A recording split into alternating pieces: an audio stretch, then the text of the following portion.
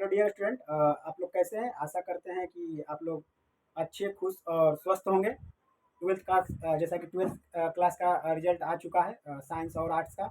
और आप लोगों ने अपना अपना रिजल्ट देख भी लिया होगा। उम्मीद है कि सबका रिजल्ट अच्छा ही आया है आपके हिसाब से। मतलब जो जैसा मेहनत किया उसके हिसाब से सभी का रिजल्ट अच्छा है। ठीक है। और साइंस वाले चाहे वो आर्ट्स वाले हों, सबका रिजल्ट अच्छा आया है। और जिनको भी रिजल्ट को लेकर या नंबर के लेकर थोड़ा सा परेशानी है तो कृपया निसंकोच किसी भी तरह का उसमें डाउट ना रखें और निराश ना हो, निरंतर पढ़ाई जारी रखें। और हमारे संस्थान के जो भी छात्र हैं वो सब अच्छे नंबर लाए हैं। बाकी जिन्हीं का अगर कहीं पे थोड़ा सा मिस्टेक हुआ है तो कोई दिक्कत नहीं, क्योंकि आपको पता है कि आपने मेहनत किया था और कहाँ थोड़ा सा चूक रह गया है। और नेक्स्ट जो भी आगे की जो रणनीति होगी या इसके आगे का आप लोग जो भी पढ़ाई जारी रखेंगे तो वो वहाँ पे जो मिस्टेक हुआ है आप लोगों से वो उसको ना दोहराएं, ताकि इस बार से भी अच्छा आगे आप कर सकते हैं। इंटर के बाद आप लोग अच्छे से ग्रेजुएशन करें। ग्रेजुएशन भी करें, साथ साथ कुछ और भी चीज़ों का तैयारी करें ताकि ग्रेजुएशन के बाद आप अच्छे से सफल हो पाएँ। क्योंकि ग्रेजुएशन में आपको मिनिमम 4 साल आराम से लग जाएगा। और ग्रेजुएशन के साथ साथ आप कुछ एक्स्ट्रा भी कर सकते हैं, जैसे कि या कुछ डिग्री, कुछ टेक्निकल डिग्री लेना चाहते हैं तो वो भी आप कर सकते हैं। या कंपटीशन की तैयारी करना चाहते हैं तो अभी से ही लग जाएँ, ठीक है ना? क्योंकि कंपटीशन एक दिन में तो होता नहीं है और निरंतर आप पढ़ते रहें। और रिजल्ट जैसे ही आप ग्रेजुएशन होगा तब तक आपका, अगर मान लीजिए कंपटीशन की तैयारी करते हैं तो तब तक आपका पूरा कंपटीशन के लेवल तक आपका कॉन्सेप्ट बिल्डअप हो चुका होगा। ग्रेजुएशन के बाद आप, क्योंकि ज़्यादातर जो भी अच्छे वैकेंसी वगैरह आते हैं ग्रेजुएशन के बाद ही आते हैं। इंटर लेवल पे कभी कभी कुछ कुछ आ जाते हैं, तो तब तक इस दौरान आप क्या करें कि प्रिपरेशन जारी रखें।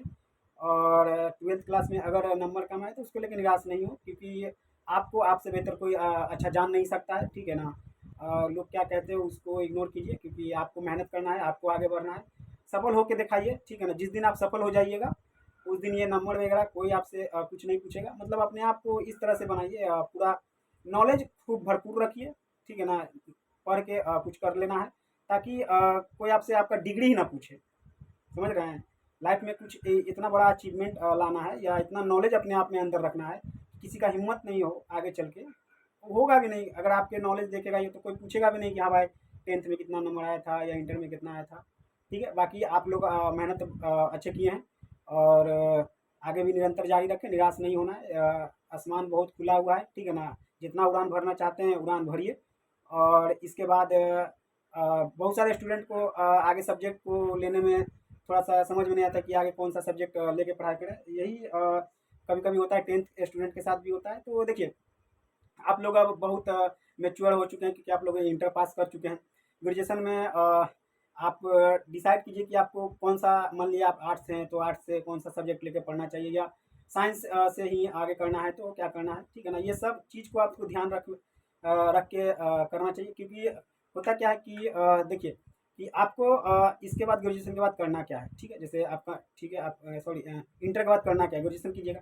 ग्रेजुएशन के अलावा आप कौन से फील्ड में जाना चाहते हैं? जैसे कंपटीशन लाइन में आना चाहते हैं, ठीक है?